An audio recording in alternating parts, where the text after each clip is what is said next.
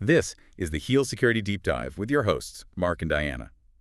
Today we're going to be going over a range of security incidents and news, from software vulnerabilities to AI security and healthcare data breaches. We'll be exploring the implications of these events and what they mean for your security posture. Sounds good. So let's start with a situation that impacted millions of developers. Microsoft's Visual Studio Code Marketplace had a bit of a mishap. Yeah, during a routine cleanup, several popular extensions were mistakenly removed, disrupting workflows for countless developers. This incident really, reminds us that even automated systems designed with the best intentions can have unintended consequences. Yeah, definitely a wake-up call about the potential for disruption, even from seemingly benign processes. Moving from software hiccups to the legal realm, the IT giant Infosys has agreed to a substantial $17.5 million settlement for lawsuits stemming from a cyber incident in its U.S. unit. Hmm. This case is a significant data point in the increasing trend of cyber incident-related lawsuits. As companies face the fallout from breaches and data exposures, these legal battles are becoming more frequent and more costly, highlighting the financial stakes of cybersecurity. And speaking of fallout, the healthcare sector continues to grapple with technology challenges. Outdated systems and the ever-present threat of cyber attacks are creating real obstacles to patient care. That's right. And while technologies like AI and the Internet of Things hold immense potential for healthcare adoption remains low, only about a quarter of healthcare organizations have widely implemented AI barriers, include the cost of implementation, lack of expertise, the challenge of integrating new tech with existing systems, and even resistance to change within these organizations. So we see a sector ripe with possibilities but struggling to implement them securely. And on that note, we have a case involving ESHYFT, a platform for nurses where a security researcher uncovered an exposed database. Right, this exposed database contained over 86,000 records with sensitive patient information, including names, facial images, and potentially even medical reports. The potential damage from a breach like this is enormous, underscoring the absolute necessity of robust data security in healthcare. It certainly emphasizes the responsibility organizations have to protect sensitive information. Shifting gears, we've seen a global phishing campaign specifically targeting Booking.com users. Can you tell us about this? Sure, this campaign employed cleverly crafted emails designed to trick users into downloading malware. The malicious emails mimicked legitimate communications, prompting users to click on a link that led to a CAPTCHA page. This page then instructed them to execute a command that downloaded malware onto their system. So even a site as well known and widely used as Booking.com can be exploited. What does this tell us about user awareness? Well, it's a stark reminder that no matter how familiar a website or email appears, you should always exercise caution. Scrutinizing unexpected links and instructions is crucial, and being wary of requests to download files or execute commands can help protect you. That's good advice for everyone. Now, on the topic of vigilance, CISA, the Cybersecurity and Infrastructure Security Agency, has updated its list of actively exploited vulnerabilities, urging organizations to prioritize patching. Yes. They've added 3 critical flaws found in Ivanti's Endpoint Manager to the list. This list serves as a vital resource for organizations highlighting vulnerabilities actively being exploited by malicious actors. And back to healthcare, there's been a significant data breach affecting over 220,000 individuals at Sunflower Medical Group. Yeah, it seems an unauthorized party accessed and duplicated files containing personal and medical information. The incident is a reminder of how critical timely detection and response are in mitigating the damage of a breach. And what steps can individuals take to protect themselves in the wake of such a breach? Well, staying informed about potential breaches is crucial. Individuals should take advantage of any identity theft protection services offered and regularly review bank statements and credit reports for suspicious activity. Proactive monitoring is key. And now a piece of news that's raised concerns. CISA is facing budget cuts that will impact its funding for information sharing and analysis centers, also known as ISACs. Yes, a $10 million reduction in funding is forcing CISA to scale back its support for these centers, which play a crucial role in threat intelligence sharing across various sectors, especially critical infrastructure. This raises concerns about potential gaps in information flow and collaboration within the cybersecurity community. That's certainly a development to keep an eye on.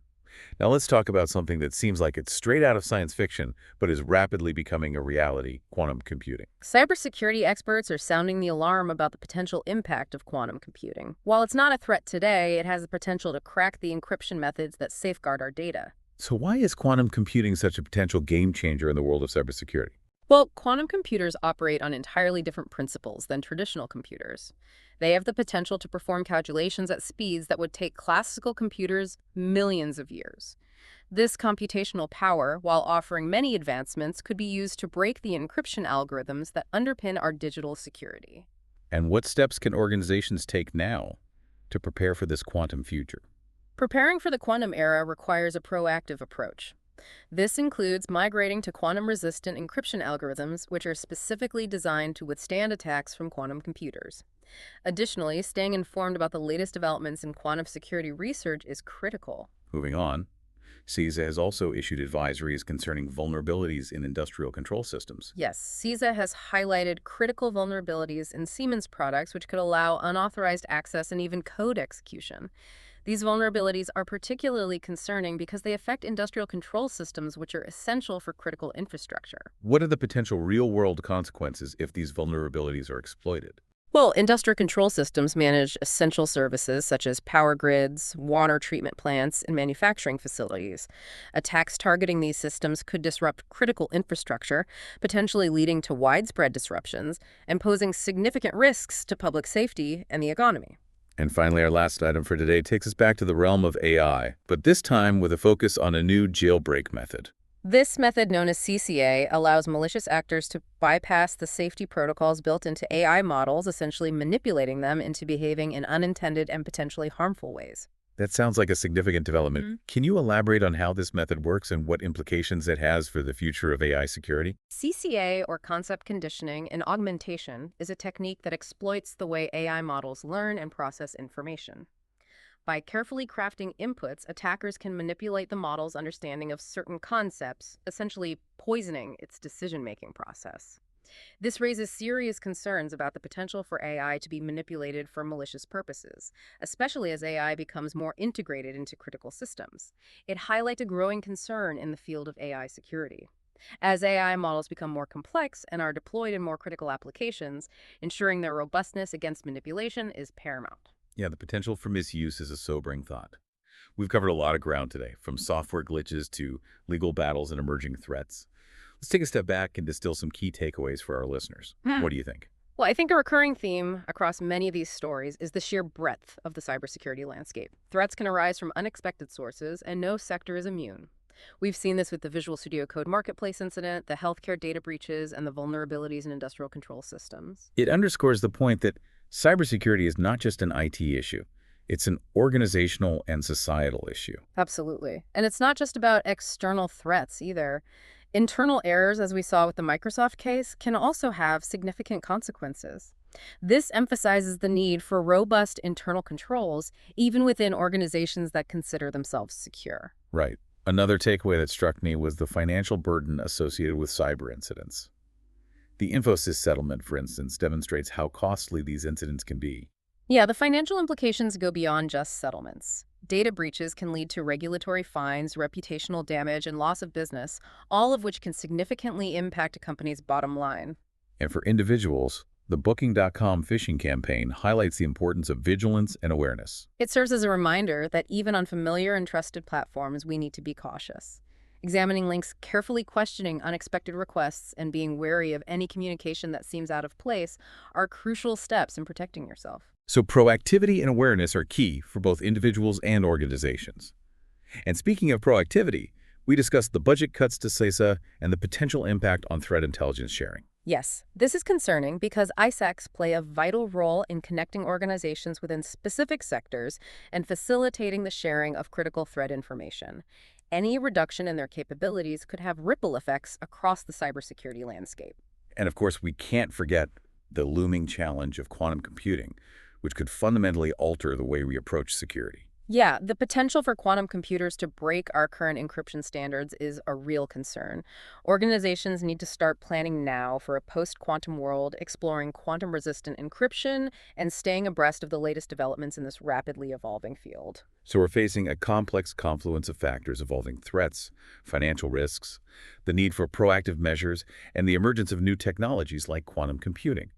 What does all this mean for our listeners? What steps can they take to protect themselves and their organizations? First and foremost, it's about awareness. Stay informed about the latest threats, vulnerabilities, and security best practices. Resources like CISA, the National Institute of Standards and Technology, NIST, and reputable security blogs and newsletters can be invaluable. And beyond awareness, what practical steps can individuals and organizations take to improve their security posture? On a personal level, using strong passwords, enabling multi-factor authentication, and keeping software and devices updated are essential. For organizations, investing in robust security technologies, providing comprehensive employee training, and fostering a culture of security awareness are crucial. And for those in leadership positions, what would you say are the key priorities? Cybersecurity needs to be a board-level priority. Leaders need to ensure that adequate resources are allocated to cybersecurity initiatives, that robust security policies are in place, and that a culture of security is embedded throughout the organization. This all makes sense. But cybersecurity can often feel overwhelming, especially with the constant barrage of news about breaches and vulnerabilities. What advice would you give to someone who feels paralyzed by the enormity of it all?